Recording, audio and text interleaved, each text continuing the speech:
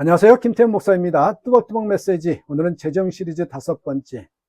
돈이면 다 되는 세상. 돈이면 다 되는 세상. 누가복음 12장 13절에서 21절의 말씀 가지고 우리가 돈으로는 살 수 없는 것이 있어요.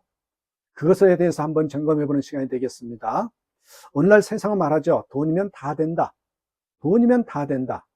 사고 싶은 것도 살 수 있고, 누리고 싶은 것도 누릴 수 있고, 심지어 사람의 태도까지 바꿀 수 있다, 이렇게 말합니다. 그러나 예수님은 단호하게 말씀하십니다. 누가복음 12장 15절에서 사람의 생명이 그 소유에 넉넉한 데 있지 아니하다. 이 말씀은 우리의 가치관을 정면으로 흔드는 도전입니다. 오늘은 돈으로는 결코 살 수 없는 것이 있다. 그 진리를 통해서 영원한 가치를 위해 돈을 쓰는 삶에 대해서 함께 묵상해 보고자 합니다. 자, 오늘 보면은 한 사람이 예수님께 와서 이렇게 말씀하며 시작하죠. 12장 13절에 선생님, 내 형을 명하여 유산을 나와 나누게 하소서.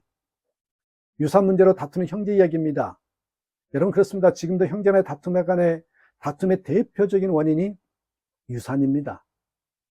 예수님은 유산을 나눠주는 재판관이 아니라 오늘 본문에 보니 그 사람의 마음을 더 깊이 들여다보신다라고 얘기하십니다. 그 사람은 돈의 문제를 해결하고 싶었지만 예수님은 그 사람의 욕심의 문제를 지적하죠. 그래서 15절에서 삶과 모든 탐심을 물리치라, 이렇게 말씀하십니다. 이 말씀은 단순한 충고가 아니라 무슨 말입니까? 인생의 방향을 바꾸라는 경고입니다. 인생의 방향을 바꾸라. 여러분 보세요. 어리석은 부자의 계획이 무엇이었습니까? 예수님은 계속해서 비유를 말씀하시면서 한 부자가 밭에서 큰 소출을 얻고 고민하죠. 이 많은 곡식을 어디에 저장할까? 그래서 그는 더 큰 창고를 짓기로 하고 그 속에 모든 곡식과 재물을 쌓아놓고 이렇게 말합니다. 내 영혼아, 여러 해 쓸 물건을 많이 쌓아두었으니 평안히 쉬고 먹고 마시고 즐거워하자. 12장 19절에 그렇게 나오죠. 자, 이 사람은 성공적인 사업가처럼 보입니다. 계획이 있고 전략이 있으며 충분히 대비한 사람입니다. 하지만 예수님은 단호히 말씀하십니다. 12장 20절에 어리석은 자여, 오늘 밤에 내 영혼을 도로 찾으리니. 자, 보세요. 이 사람의 치명적인 실수가 무엇입니까? 재물 관리는 철저히 잘했지만 영혼 관리는 전혀 하지 않았던 사람이었다는 것이죠. 여러분, 인생은 돈으로 살 수 없습니다. 우리는 인생을 살아가며 여러 가지를 준비합니다.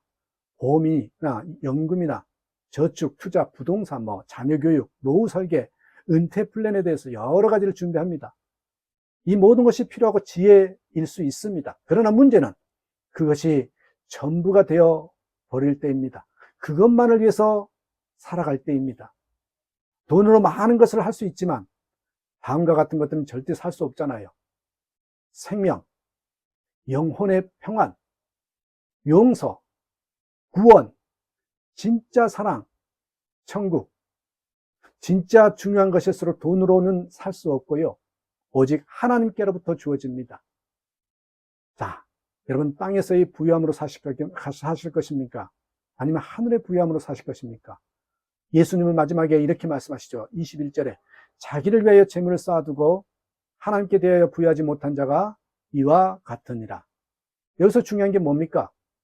하나님께 대하여 부유하지 못한 자, 하나님께 대하여 부유하지 못한 자입니다. 이 말은 하나님과의 관계 안에서 부유한 삶을 살아야 한다는 의미입니다.